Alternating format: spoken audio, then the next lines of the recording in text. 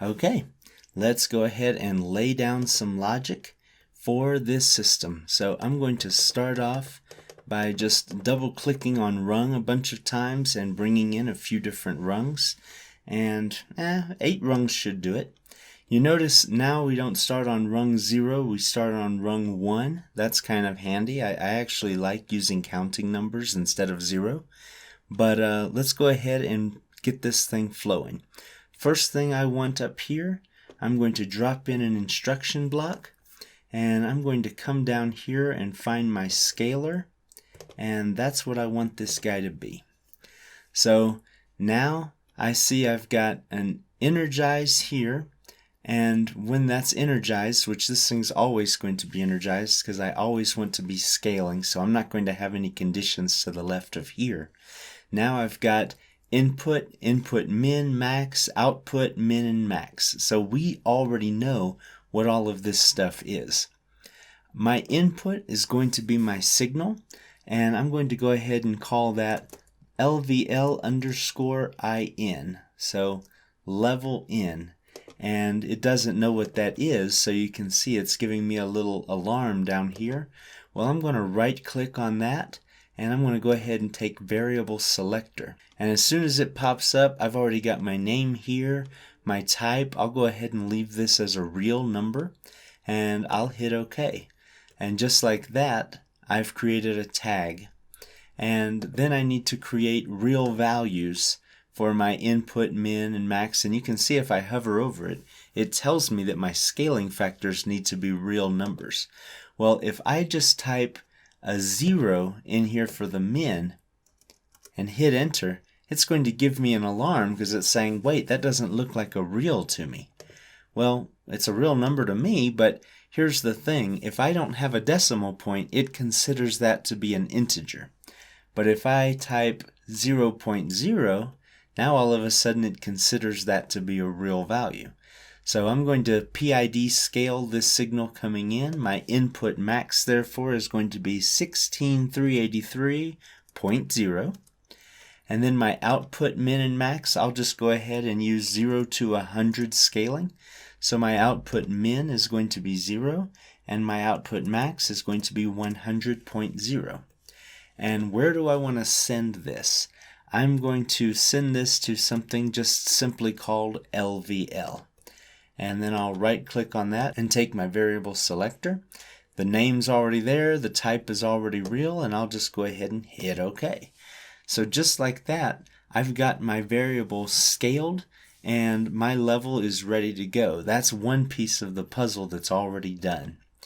Let's come down here and let's start working on getting some alarms. To get those alarms, I need to set up some timers, and I need to control those alarms with one-shots and triggers and things like that.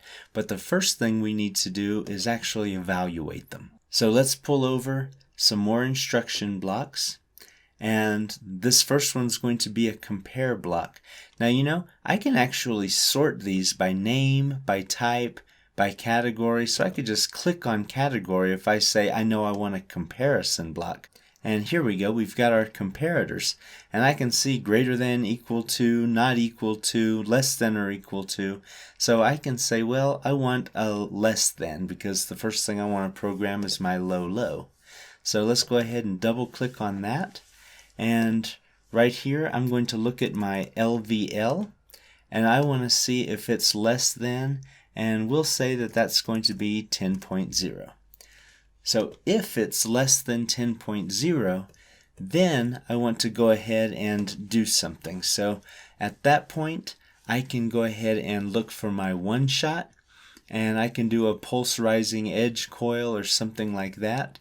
But here's what I'm going to do. I'm going to set up a timer because I like to have my alarms on a delay. So let's go ahead and bring over an instruction block. And that'll be our TON. So I can just scroll down here in the alphabetical list. And here we go. We've got our TON, and I'll double click that. The delay on this, you know I like to use a 5-second delay timer on most of my alarms. So that's going to be T#5S, and I'll hit enter. And that, just like that, I've got that set up. And once my timer expires, what do I want to do? Well, I want to go ahead and energize a bit. So I'm going to come over here with a direct coil, and I will call this LL underscore ALM underscore trigger. And even though this isn't going to be a pulse, I'm going to read it like a pulse in my next rung anyway, so that's going to be fine, and I can hit OK. So now I'm evaluating for a low-low condition, and I also want to evaluate for a high-high condition the same way. So I just highlighted this rung 2 over here, hit Control C and then Control V, and when I did, I created a second rung down here. So now let's go ahead and change this. I double-clicked on my instruction block, and now instead of a less than, I want a greater than. And instead of this being 10.0, I want it to be 90.0. Alright, so now I've got the condition for my next alarm.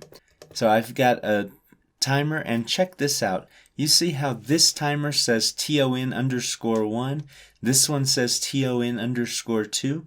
When I copied it, it automatically created a new timer for me. So I don't have to go and create a new tag and rename it or anything hinky like that. I'm just ready to rock right out of the box. It's already got my 5 seconds over here. All I've really got to do is come over here and create a new tag for this coil, and I'll be good with this rung. So take my variable selector, HH alarm bool, yep, I like it, and bang, just like that, I've got a couple of triggers for my alarms already.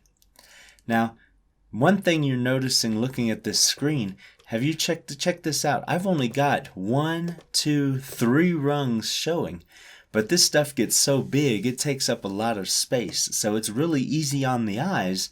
But if you write a big program in this ladder, you're going to be scrolling and scrolling and digging through a bunch of programs. You're going to have a hard time seeing everything at once. But anyway, let's not worry about that. Let's come down here and let's get some logic set up for our alarm bits. So the first thing I want to do is I want to create a branch, and let me just go ahead and drag that over here and drop it in. And then I'm also going to want a direct coil, because that's going to be my alarm. And what's the name I want to put on this? Well, let's start off with LL underscore NOT. That's going to be my notification bit. And then I need to just drop some logic in here. And actually I want to use my pulse rising edge contact. What is that going to do? Well, let me go ahead and put this and attach it to my low alarm trigger and hit OK.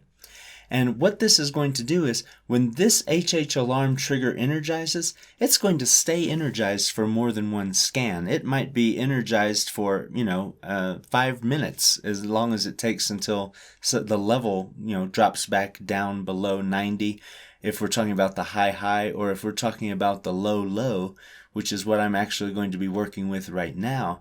Then it's going to be energized right up until that level rises up above 10.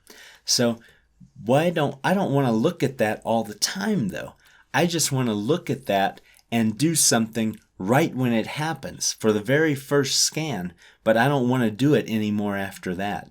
So that's exactly what I'm doing here. I am just looking at the very first scan when that happens, and then the rest of the time that's not going to be controlling anything that happens over here.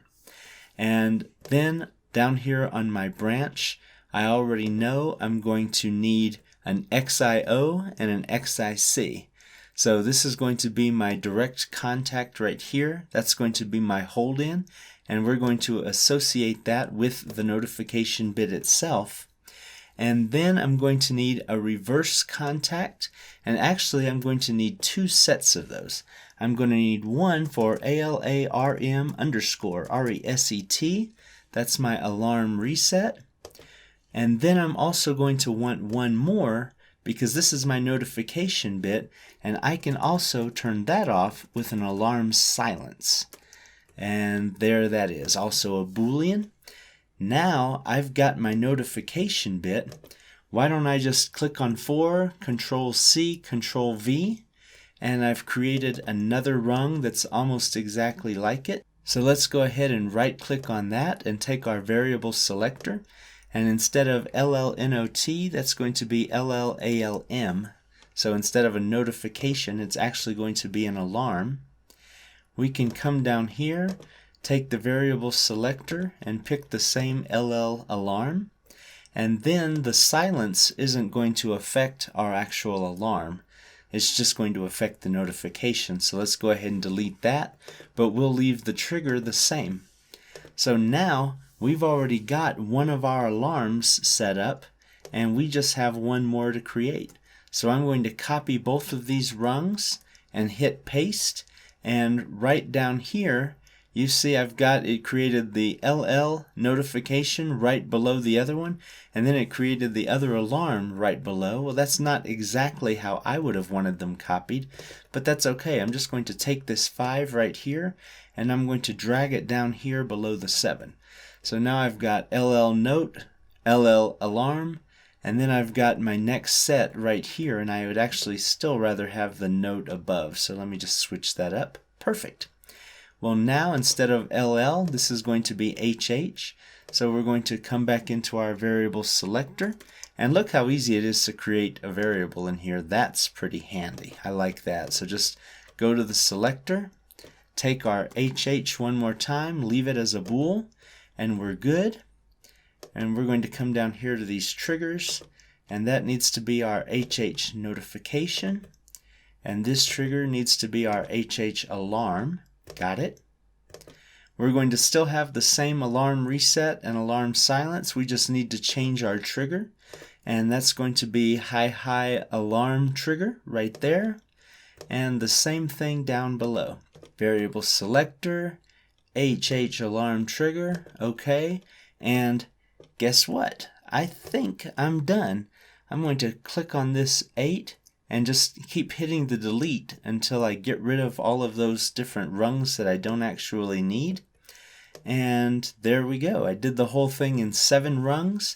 I've got a scaled signal right up on top, right here. I'm scaling my level into a level. I'm comparing my level in 2 places to see if I'm below 10 or above 90. Then after a 5-second timer, I'm energizing either a low alarm or a high alarm trigger. That trigger I'm only looking at for the very first scan once it becomes energized, and I'm looking at it in 4 places. I'm looking at the low in 2 places to see if I want to set my notification and my alarm, and the same thing for my high. I'm doing that in 2 places for notification and alarm. Once that thing energizes, it's going to keep itself energized with the hold in until somebody pushes one of these 2 buttons, either the alarm reset or the alarm silence. Either one will get rid of my notification, and then when it comes to the alarm, only the alarm reset will get rid of that. So there we go. The last step that I have to do is come up to device and click build, and that's going to check me out and kind of look over my work, and it's going to tell me if I've got any errors sitting around in the program. And coming down here, I see that I have 0 errors.